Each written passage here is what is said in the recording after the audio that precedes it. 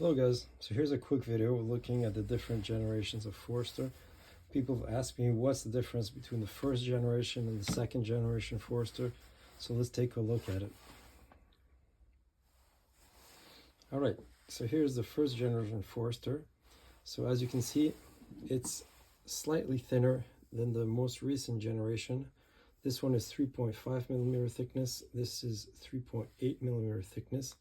As you can see, the profile of the handles is quite similar, except here it does flare out more.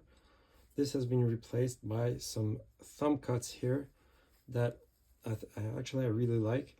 It's much more ergonomic when you're going to do pinch grips, reverse grips, all sorts of grips, whereas this this sort of extension, this flaring here, does get in the way. So I think that's a bonus. On top of that, there's some other differences with the handles.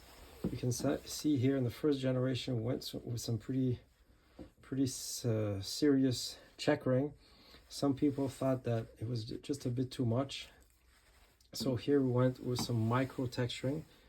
It's much more subtle, but I think it's grippy enough, definitely for a bushcraft knife. So another difference between the Gen 1 and Gen 2 is that here you can see the Gen 2 has a sharpening choil that we didn't have on the first generation. So one of the benefits of the sharpening choil is that you can sharpen your blade up to the end, versus if you don't have a sharpening choil, often the initial portion of the blade is difficult to sharpen, and sometimes really you see a triangle here forming that's doesn't help with the cutting for sure. So other differences is that, of course, the first generation Foresters are made out of K340 steel, whereas here the second generation batch is made out of SK85. So some people prefer, a high carbon steel that's easy to sharpen in the field, and you can use the back of the spine with a rock to make some sparks. So that's something that some people like. Here on top of that, we made the secondary convex slightly higher on the second generation, so it has a much more robust edge.